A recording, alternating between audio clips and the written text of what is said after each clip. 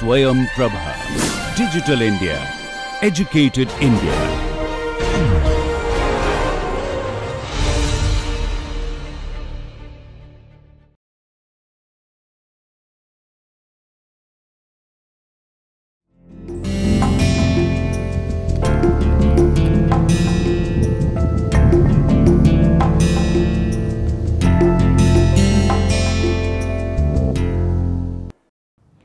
Hello and welcome to our third lecture in this series on Introduction to Family and Kinship in India. Today we are going to look at how the notion of blood is constructed within the anthropological study of kinship. The idea of blood is manifest and most important within kinship. We think of our relatives and our ties in kin through the idea of blood. Blood is not only that which flows in our veins, but has a larger notion. The saying blood is thicker than water has many meanings. It also means that kin always take care of kin. What is it about this idea of blood that makes it so essential to kinship? These and other questions are what we'll tackle in this particular segment. But before we go into looking at blood and its symbolism within Indian kinship, we have to look at the theoretical understanding of blood itself. David M. Schneider is regarded as the most important thinker within the anthropology of kinship. Schneider did what many anthropologists couldn't. He questioned the foundation of kinship itself. In his book, The Critique of Kinship, he questions the biological assumption that forms the study of kinship. He says that the idea that sexual procreation leads to kin is taken for granted in anthropology. And this taken for granted has led to millions and millions of pages of analysis and research on what kinship is across the world. As a universal truth, Schneider says that it cannot be taken for granted. To begin a discipline based on an assumption which is not researched upon or questioned makes that discipline in many ways not reliable. And this is what leads Schneider to think of and imagine kinship in new ways. The critique of kinship in many ways is also a stepping stone to his study of the American kinship system. In his book American Kinship, he looks at how American kinship is based not only on the idea of sexual procreation or the notion of what it means to be kin through marriage, but on the symbolic value of blood. He tries to understand how blood and its concomitant trajectories come to make up kinship. This is critical because he delves into what he calls the symbolic construction of kinship itself. He doesn't talk about sexual procreation, and he doesn't talk about how its taken for grantedness is the foundation of kinship. He talks about blood.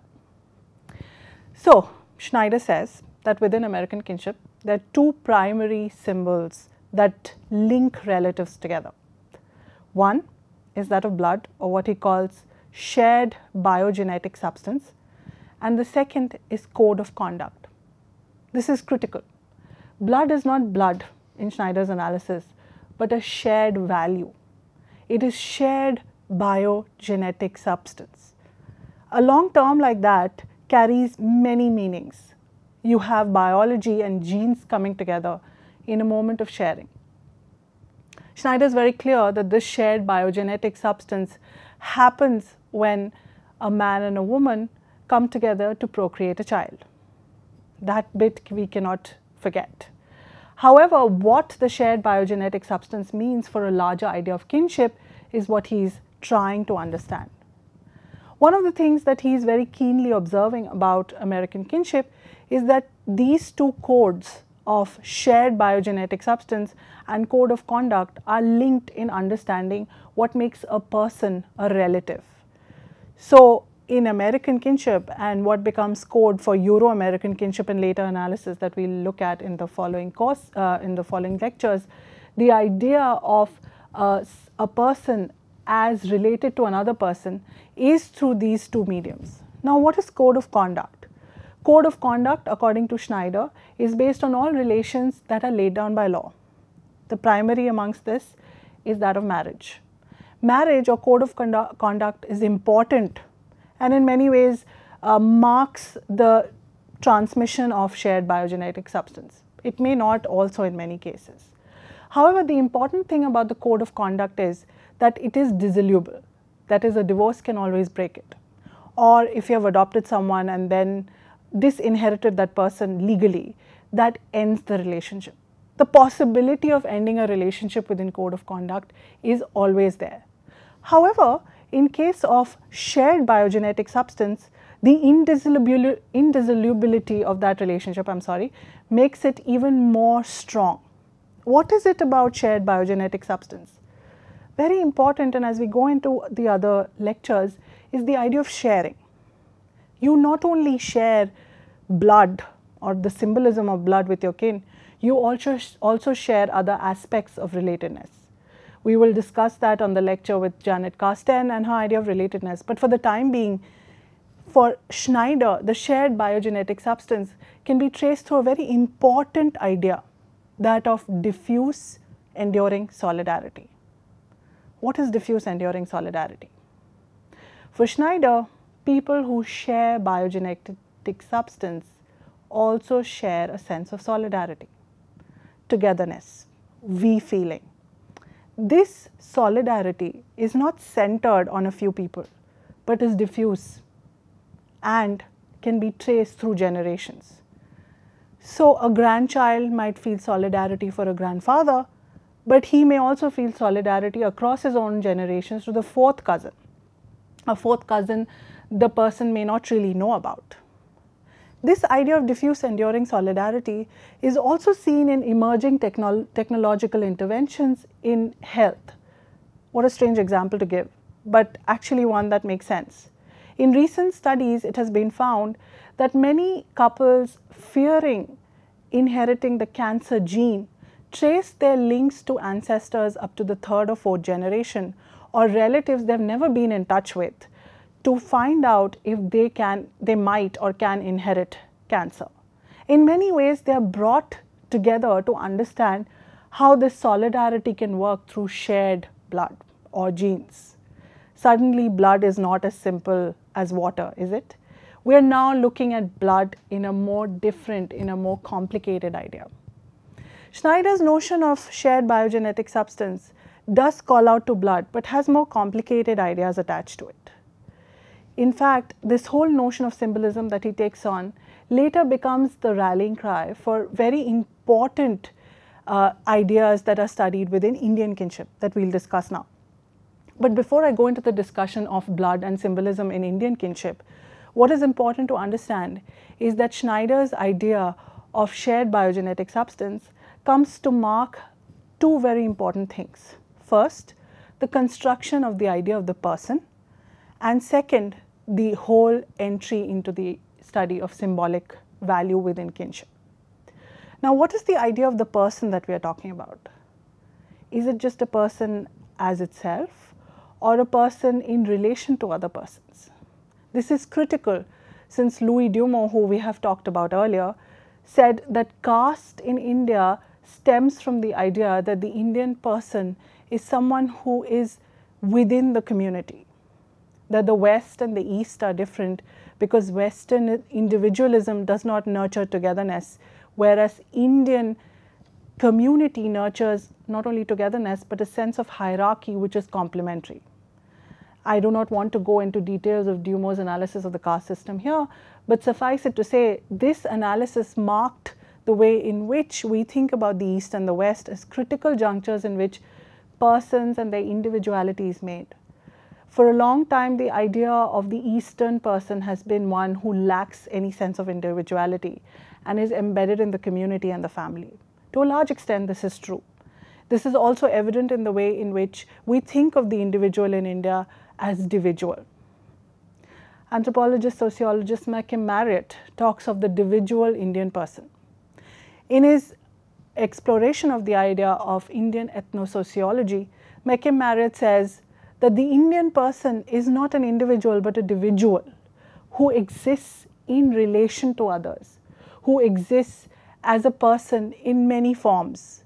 So you're not always just known by your name.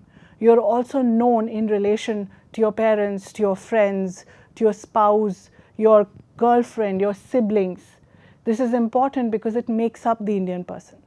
You're not just your name, you're also your caste, your religion, your community, your ethnicity.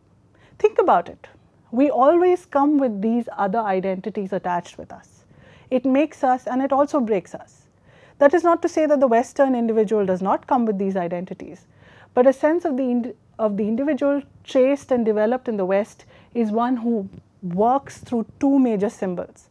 One of being linked to a family and the other of being an individual in his or her own right. That is also very evident in Schneider's analysis when he says that code of conduct and shared biogenetic substance are two split identities that mark the Western person. They are separate from the Western person as he or she is.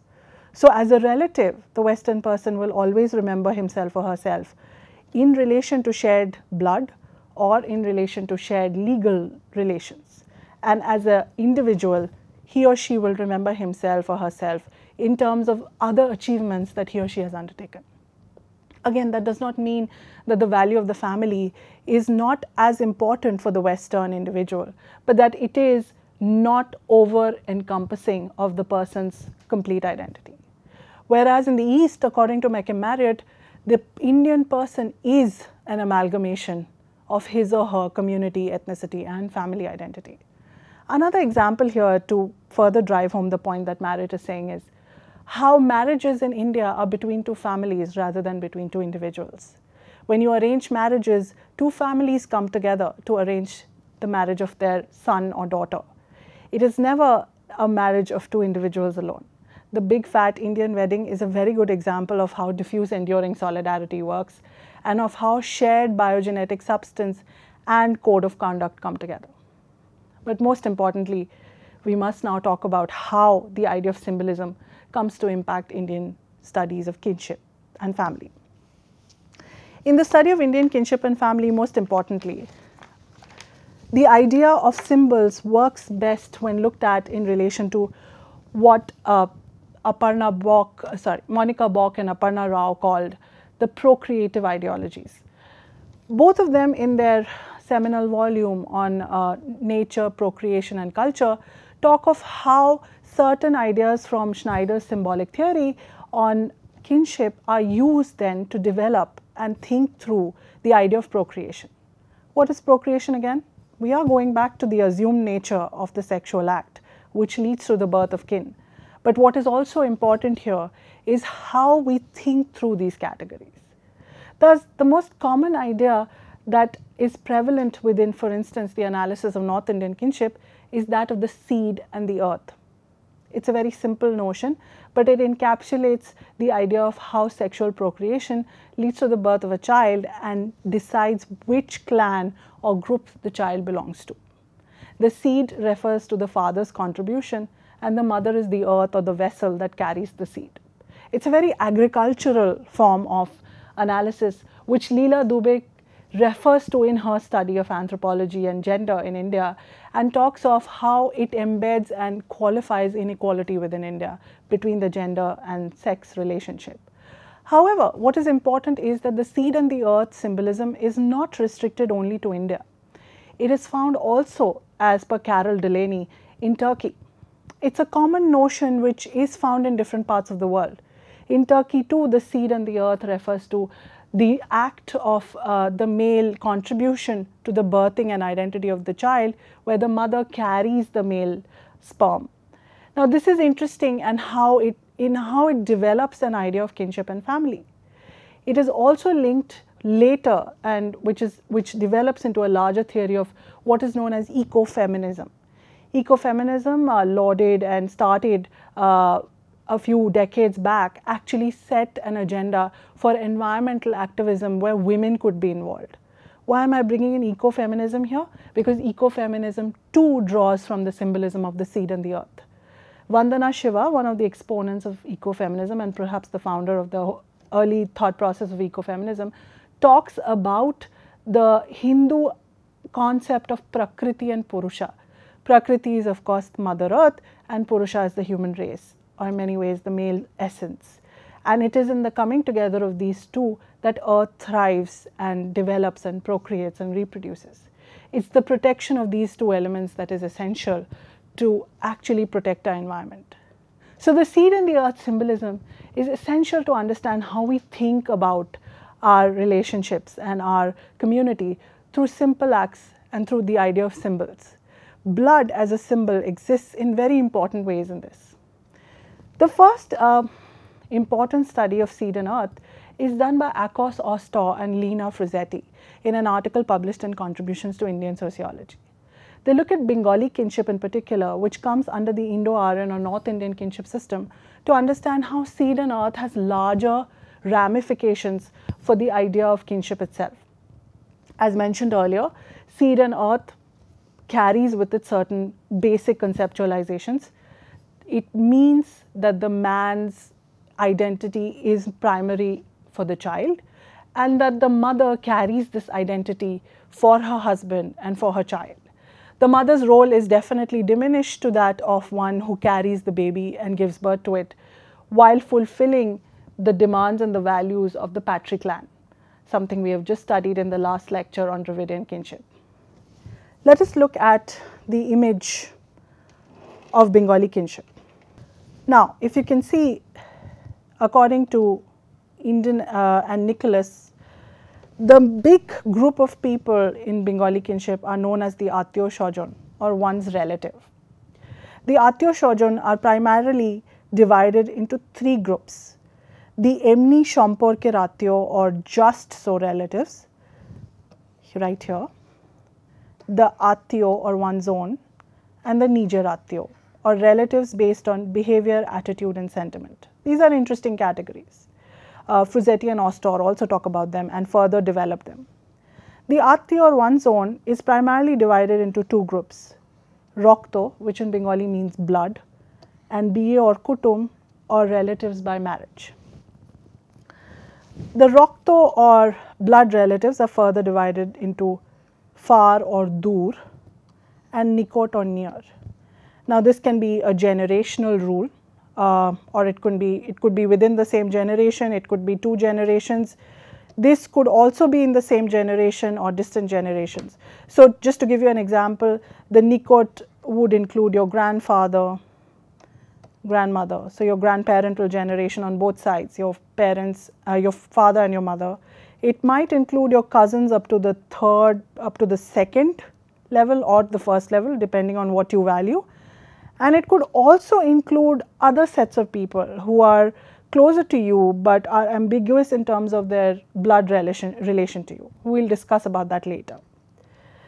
The dur, on the other hand, may include cousins who go up to the fourth or fifth or even third level, depending on proximity, and might include ancestors, your great grandparents, your great grandfather, your great grandmother, of whom you have no recollection, but who are important, most important for life cycle rituals. Now, the Nikot are most importantly identified as Bongsho or Kul, the descent group which is patrilineal in orientation, passed down through men. And the Bongsho and Kul is a very important category. If you think of the Bongsho and the Kul, in Bengal in the early 18th century, when colonial rule was at its height, the idea of the Kul was also to mark out purity in descent.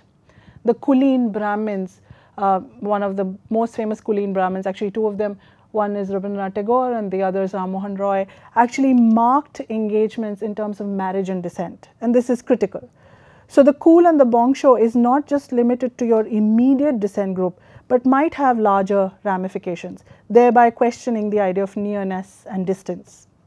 This is something to remember, that even though there is a categorization and a tree for you to think through, there might be various permutations and combinations to this. Now, if you are looking at the far, there are three sets. The Sapinda are up to the 7th generation, the Bhayat are closely linked brotherhood, and the Satpurush are descendants up to the 7th generation again. Now, the Sapinda may be those who link through 7 generations, and the Satpurush are actually the 7th generation ancestors, I apologize. this link is also important because they become important during life cycle rituals such as death and marriage. In Bengali kinship, the tie of marriage and the ritual of marriage is very complicated and always involves remembering your ancestors through these practices. Let us go back to this interesting category of Nijer. In Bengali, Nijer means your own, which is also interesting when you link it to Attiyo, and also interesting when you link it to Nikot. Nikot is near, but may also have an interesting relationship with Nijer, because your Nikot might also be your Nijer, and your Nijer might also be your Nikot, if you understand what I mean. The Nikot Attiyo, in terms of this diagram, are of primarily two types: Para Shamporko, or neighborhood relatives, and Dharma Attiyo, or those who are relatives through a particular tie. If you remember, in our first lecture, I spoke about fictive kinship. Within fictive kinship, the idea of the Dharma Attiyo is very important. As I said, the Guru Shishya is one example of Dharma Attiyota or fictive kinship.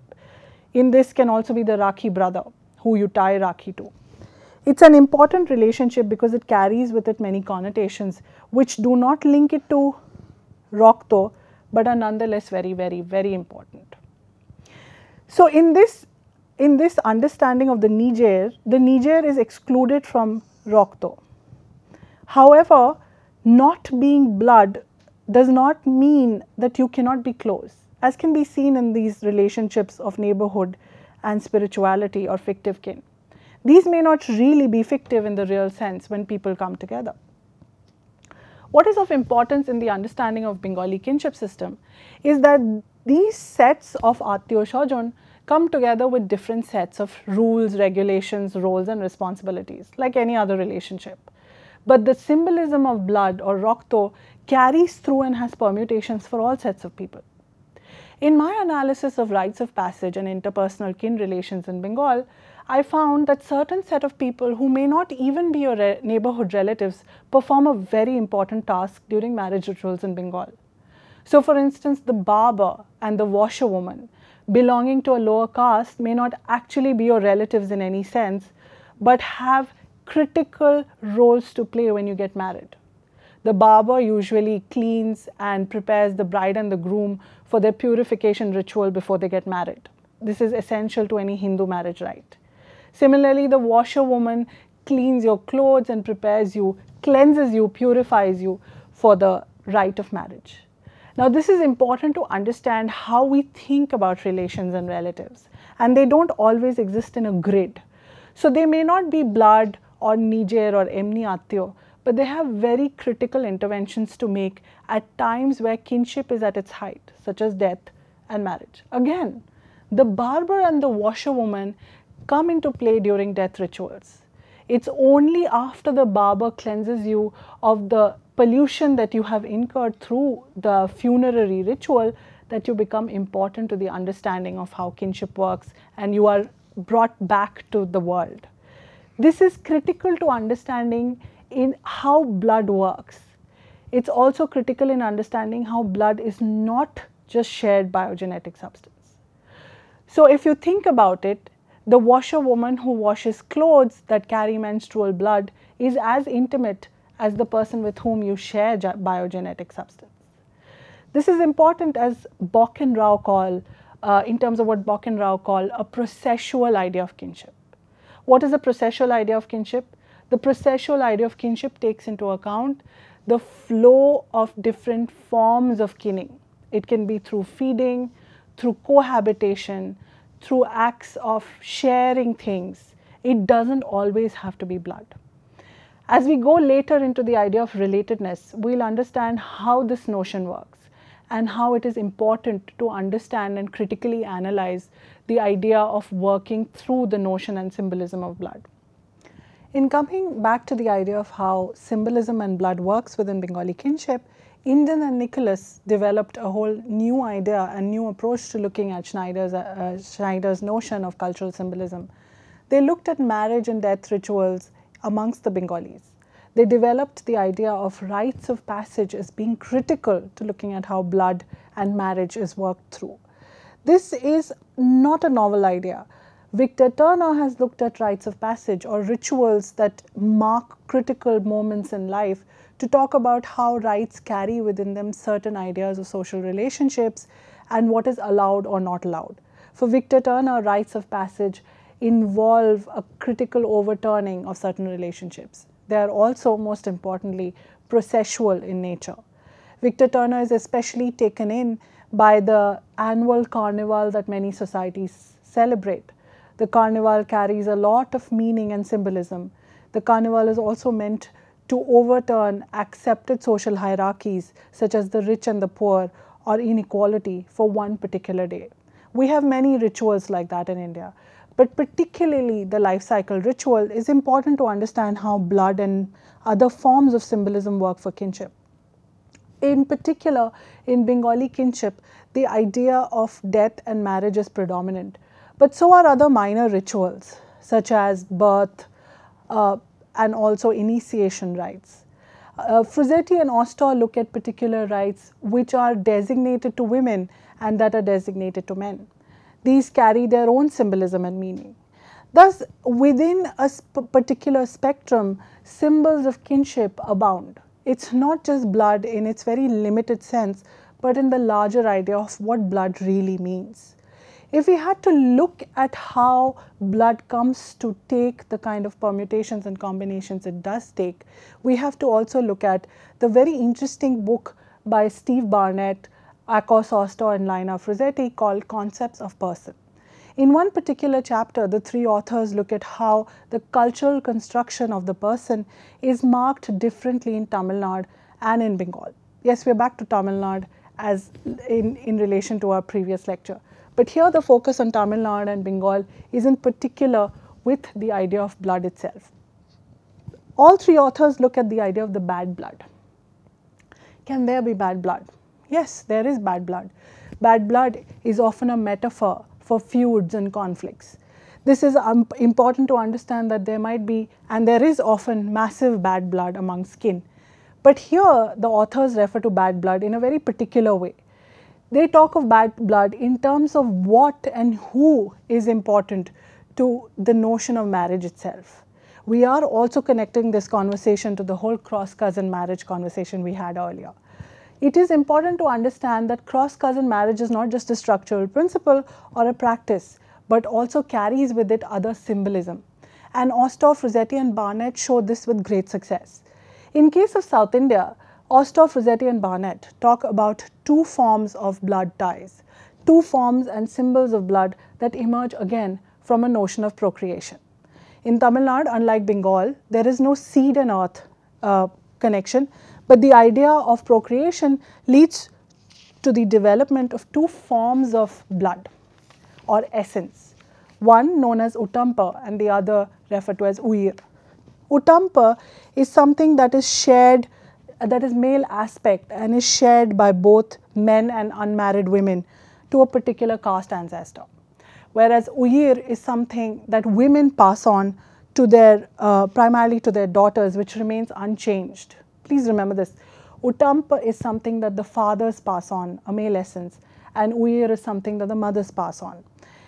Interestingly, on marriage, the woman's Uttampa changes to that of her husband's kin, but her Uyir remains unchanged. This leads to an interesting set of relationships. This means in many ways that you cannot marry the person who has your Uttampa or Uyir. That in itself is incestuous. Remembering what incestuous means for us, this is critical. So, if we had to develop a kinship diagram of how Uttampa and Uyir works, let us say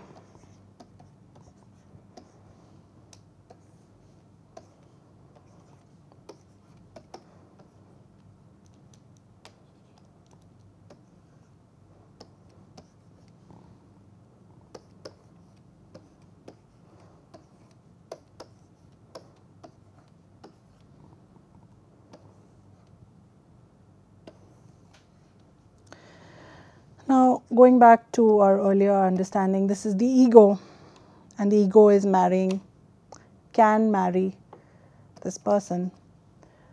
If the ego is father is here and mother is here, and this is the mother's this is his sister, sorry, and this is the father's sister, this is the father's sister's daughter. She is perfect for marriage because she does not carry the ego's utampa or uir. How is that? She carries her mother's uir. Who is her mother? The father's sister. Now the ego does not carry the same uir, because while the mother has passed it, his grandmother has passed the uir exclusively to the daughter, and his father, well, does not have that uir in that sense. And they do not share the same utampa because her utampa has changed on marriage to the father sister's husband's utampa. So in many ways she is perfect. Similarly, the mother's brother's daughter would also be perfect for marriage, because again, as the principle of cross cousins suggests, they do not carry the same utampa or uir. However, the problematic kin categories are mother's sister and father's brother. The father's brother will carry the same utampa, whereas the mother's sister will carry the same uir, thereby making any relationship with them incestuous.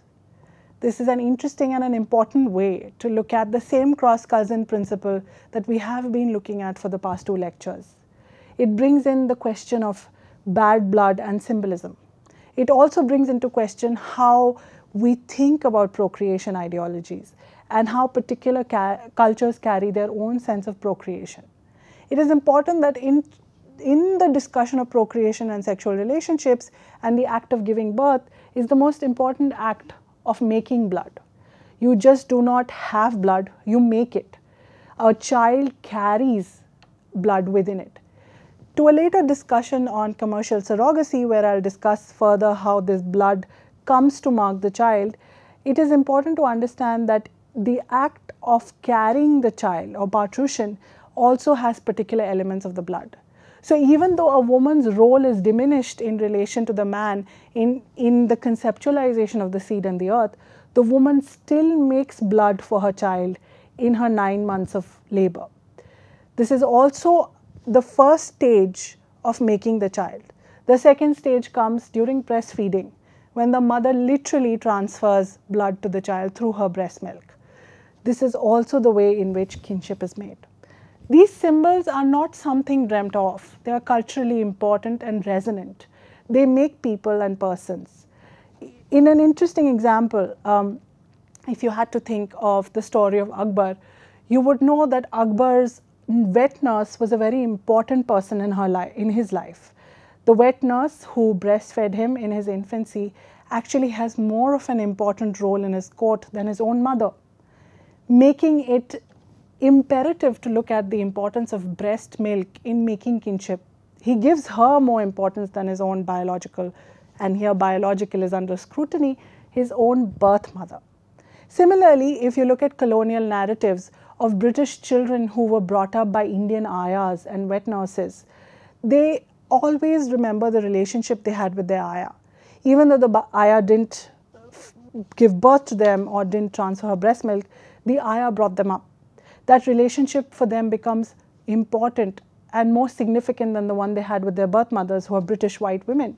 Indian ayahs occupy a very sentimental, important space in the narratives of British children who grew up in India. This is important in looking at how nurturing becomes an important trope and a symbol of making blood.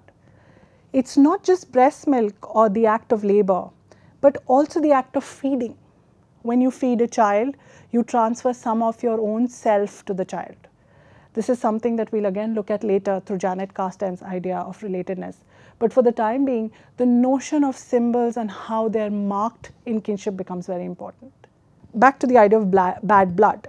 Bad blood, whereas in the Tamil system works through this very interesting notion of cross-cousin marriage and inherited utampa and uir, in case of Bengal becomes even more critical. Here Rokto, again similarly, very similar to the Tamil system, is passed in a way in which you can only marry certain kin.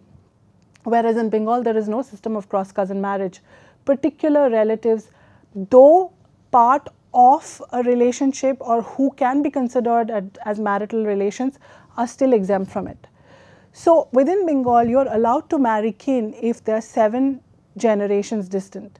The mother's sister's son can be a valuable candidate for the daughter. However, the bad blood can also be transferred to the mother's sister, because even in Bengal, what the mother transfers to her daughter does not change on marriage.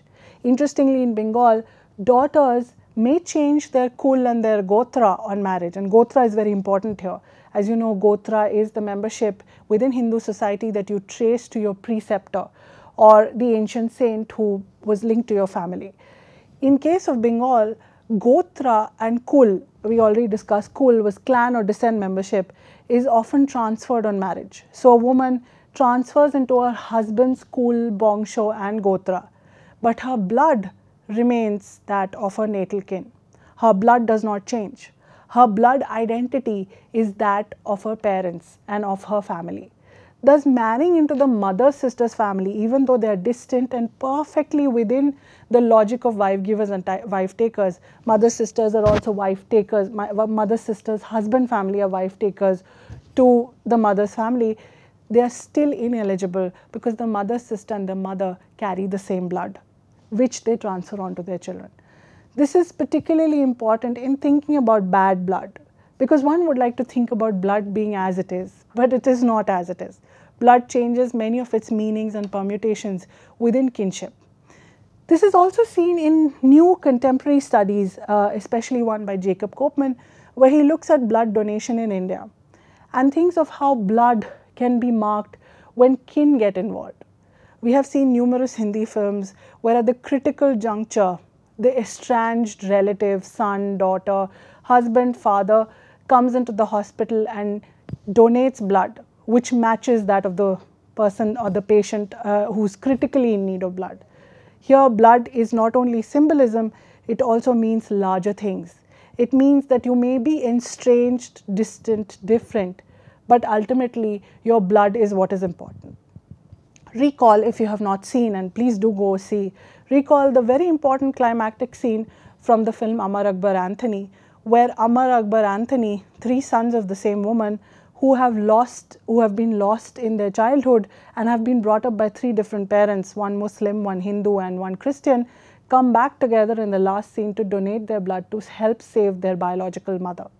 It is both a parable of the nation and of an idea that blood is not only restricted to the family, but has extensions and ideas to the whole nation as well.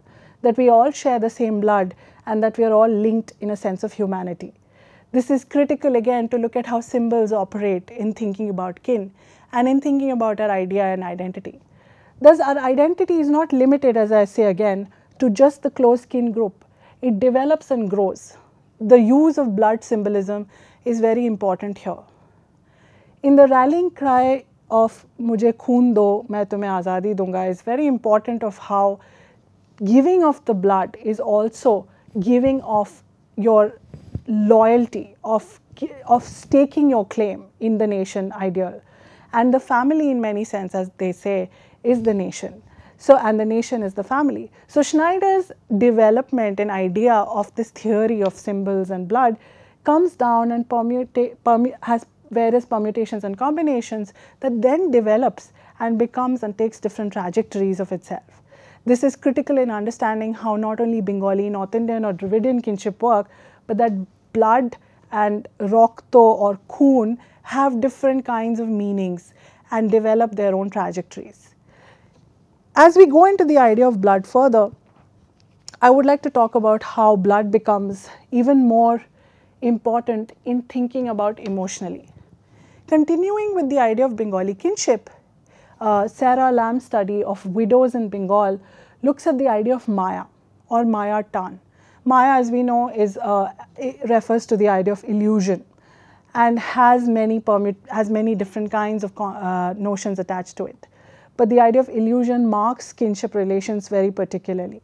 Sarah Lamb talks about widows in a village in West Bengal where they are unable to let go of their worldly desires because of this illusion of worldliness, happiness and domesticity.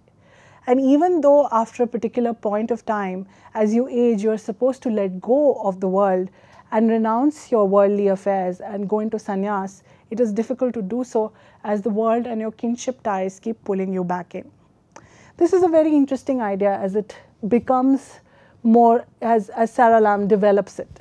So in the village in West Bengal where she studies widows, widows are grouped into 2 or 3 sets of people. There is the married young widow, there is the widow with children and yet in her reproductive prime, and thirdly there's the aging widow or the aged widow. The young widow who is part of this larger discourse on child marriage and widowhood, which actually marked Bengali kinship and Bengali politics for a long time in the 18th, 17th, 18th century, is actually 18th and 19th centuries, I'm sorry, is actually very important to understand how blood works. In case of widowhood in Bengal, any young widow who was in a reproductive prime, or in other words menstruating, could not be part of daily worldly life. She was a threat to the sexual order, to the idea of marriage, and because she was not with a husband or with any male kin, she had to be protected and put away.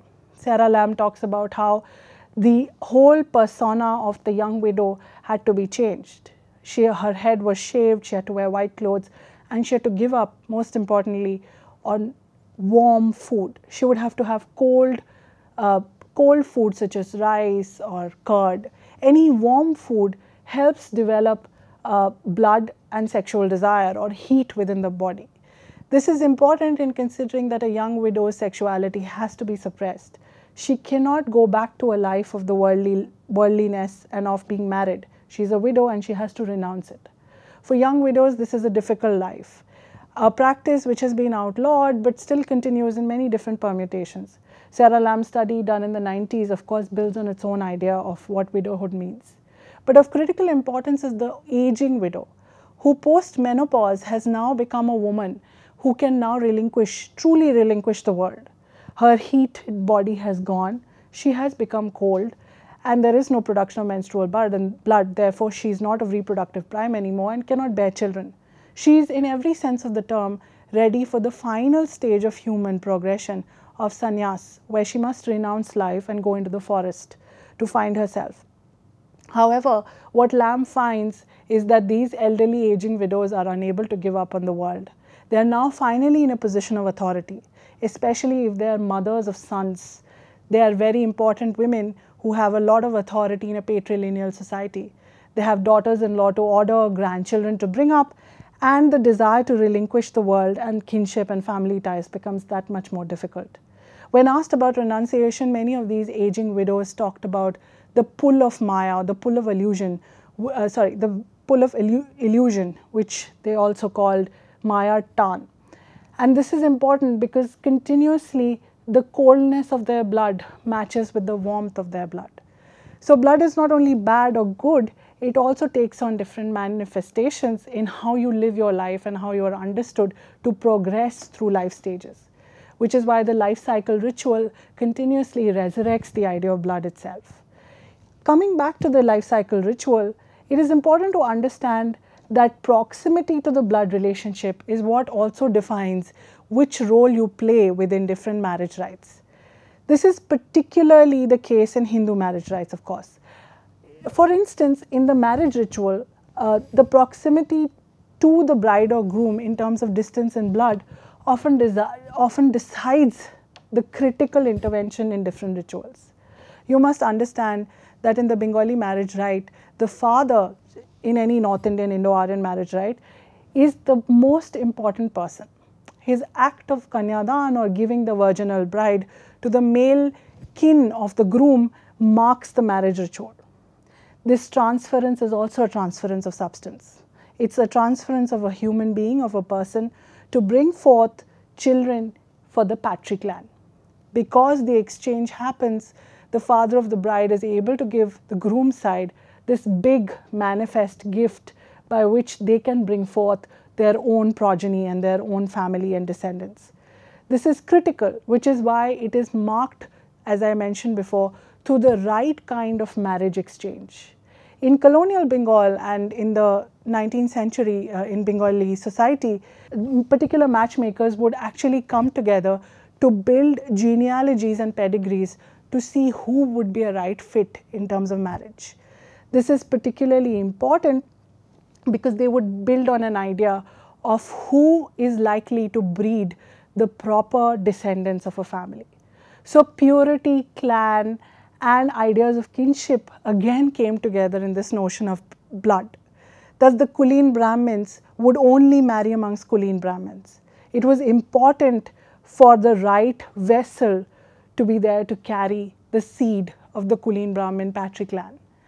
These ideas seem archaic but are very relevant in today's day and society. In many ways, the idea of blood, kinship, has also linkages with the idea and notion of caste. Caste purity or caste endogamy is similarly linked to genealogy and blood. Brahmins, upper castes, and other castes all believe in keeping purity together.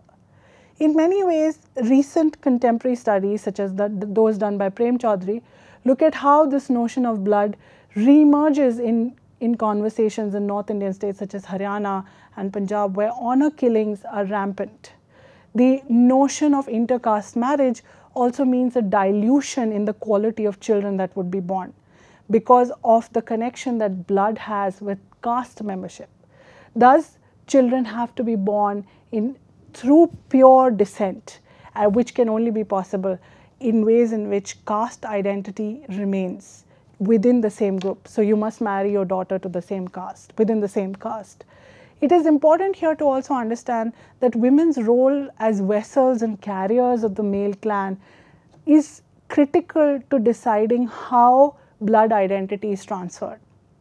More than the West, in India and in South Asia, blood identity is linked again and again to clan, to gotra, and to the idea of caste. In Haryana, for instance, gotra marriages or the fear of saha-gotra marriages have led to many honor killings. Gotra again is not a relationship of caste, but one where you trace generational linkage to a spiritual preceptor. However, as per Hindu personal rituals and practices, marriage within the same gotra in North India is not allowed.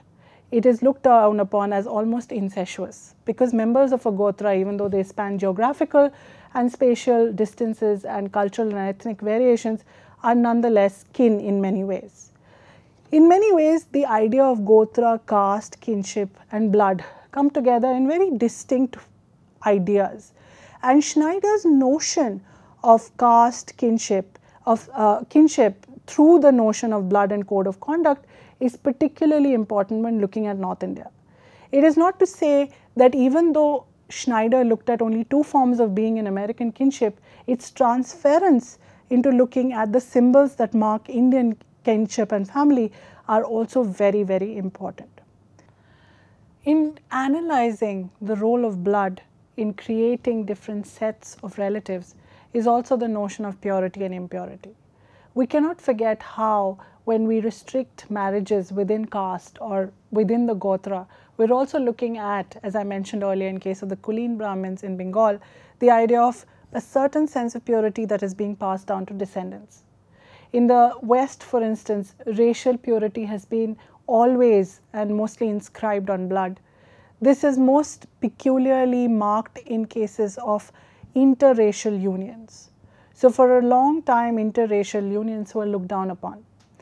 It is also found in how interracial unions carry with them the stigma of blood relations.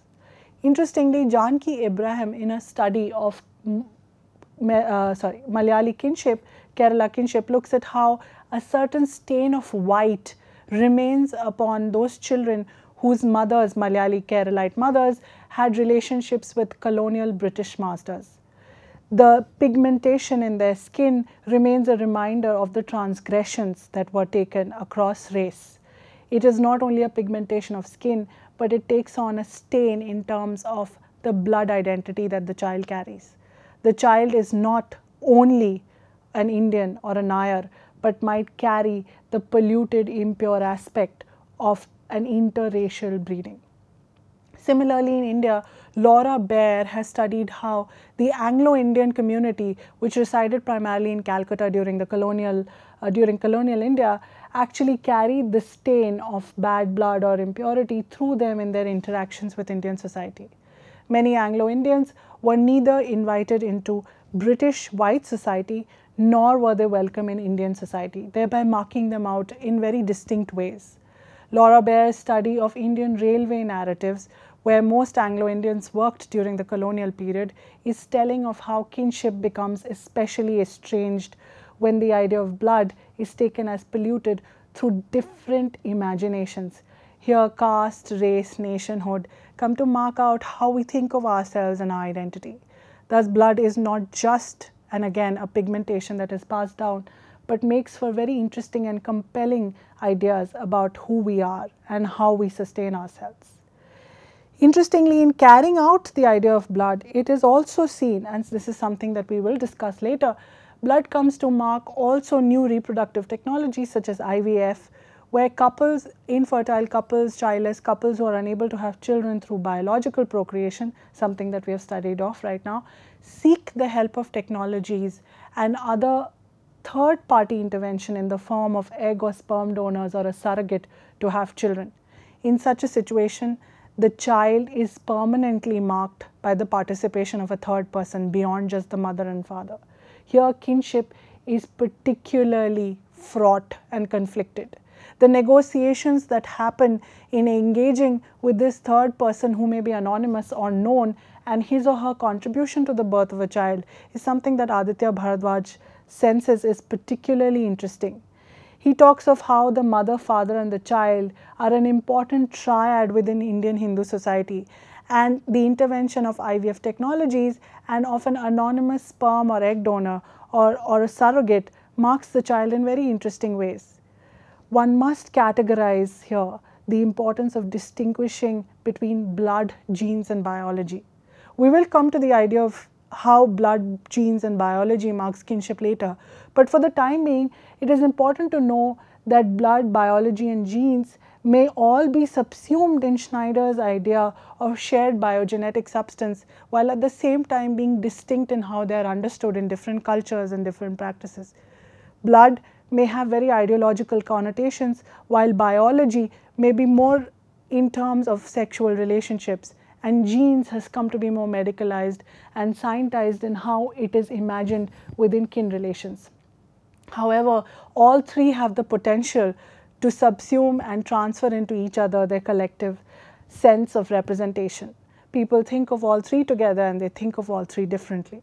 But in kinship, the way in which the three interact is most important. In conclusion, I would like to remember how Schneider goes back to biology, the very assumption that he critiqued in his book Critique of Kinship. In his study of gay and lesbian kinship in the United States, Schneider talks of how gay and lesbian kinship is not an alternative form of kinship or a new challenge to our biological assumption of kinship, but one that goes back to biology itself. Schneider speaks of how gay and lesbian couples, in seeking the intervention of new reproductive technologies such as IVF, in having children through their own bodies, which otherwise are understood as desexualized or non-procreative, are actually resurrecting the biological importance of blood and genes. They are not rejecting it, as Kath Weston says gay and lesbian couples do, but resurrecting their intimate sense of how they would also like to be linked to children through a notion of blood and genes. This is particularly important in thinking about how blood can never be really washed away. It is and it will always be part of a stain of what we think of our kinship relations, whether good, bad, polluted, pure or impure. Blood, genes and biology are essential to thinking of how interracial, across caste, across creed and across religion relationships are marked through a sense of intimacy that may not be found elsewhere. We have to also think of how kinship and family are deeply, deeply entrenched in the idea of blood, and it may take a long time to actually destabilize this notion, even though we are in the process of doing it. Thinking of adoption and fosterage is also very important here. They are not fictive in many sense, and yet they are fictive. we are also back to the idea of what fiction really entails. Aren't we thinking of how blood itself might be a fiction? How blood in its construction and ideology and how it's thought of within kinship and family relations is also a narrative that is built by different cultures, by different people, and by different relations. This is critical in understanding how kinship and family goes ahead with its own agenda and meaning. We have to think of how we can develop a more nuanced idea and theoretical conception of blood, whether bad, pure, or good. On that note, I would like to say thank you and see you again.